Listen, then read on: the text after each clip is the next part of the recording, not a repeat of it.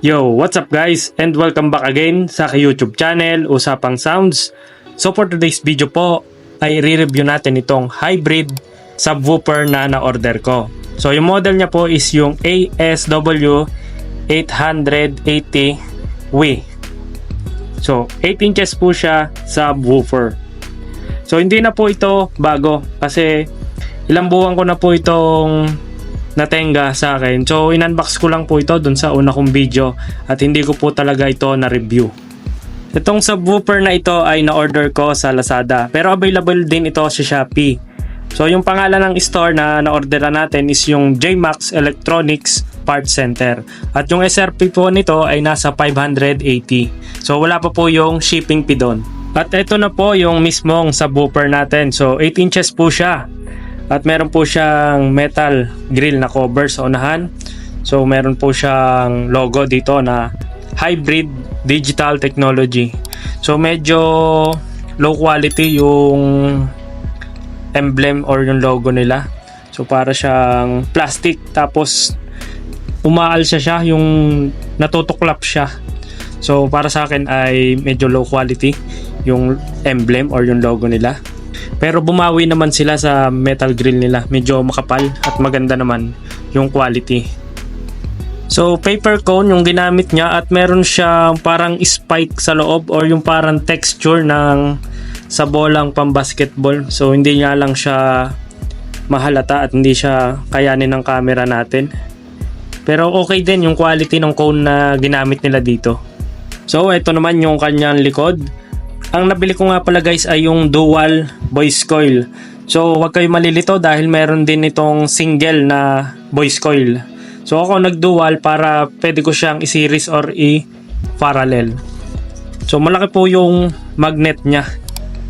So dito naman po sa likod ng magnet, meron din siya ditong breather o yung pasingawan para pag umiinit yung coil is makaka-absorb siya ng hangin.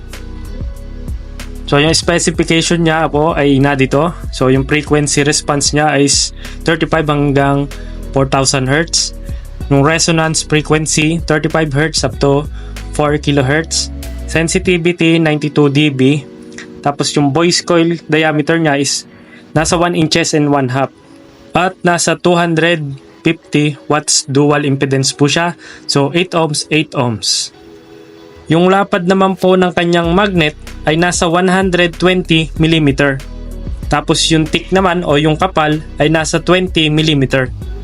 So guys, isa-sound check na natin itong hybrid 8 inches na subwoofer. So sa unang sound check natin ay naka full frequency or yung lahat ng frequency ilalabas niya, yung mid, high at saka yung low. So hindi pa siya naka-bypass or naka-low pass filter sa ating amplifier. At naka single voice coil lang tayo. So mag-wear na lang kayo ng headset para ma-appreciate nyo yung tunog niya.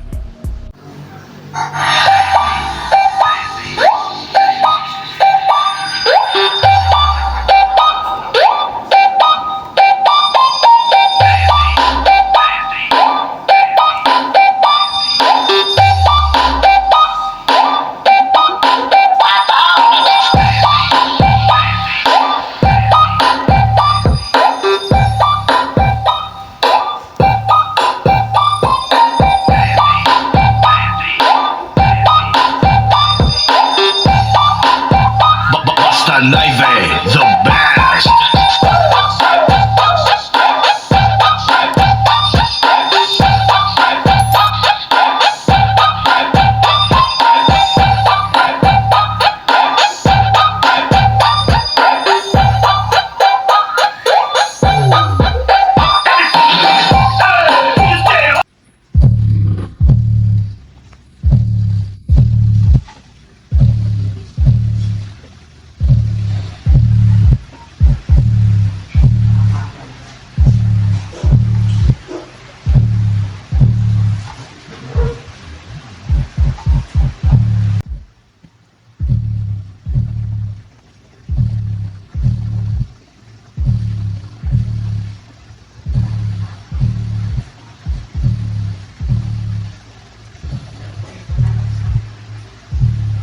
So far, okay naman po itong si hybrid subwoofer. So sa price naman po ay katamtaman lang po at nasa mid-range siya. So yung hindi ko lang po sa kanya nagustuhan is yung kanyang low quality na emblem. Tapos sana sa susunod ay ma-improve nila itong butas nila sa frame. Sana 6 ang ginawa nila para mas maganda yung kapit ng speaker sa gagawin nating box. Tapos nagustuhan ko naman ay yung dual voice coil siya. Tapos malaki naman yung magnet niya at okay yung base niya.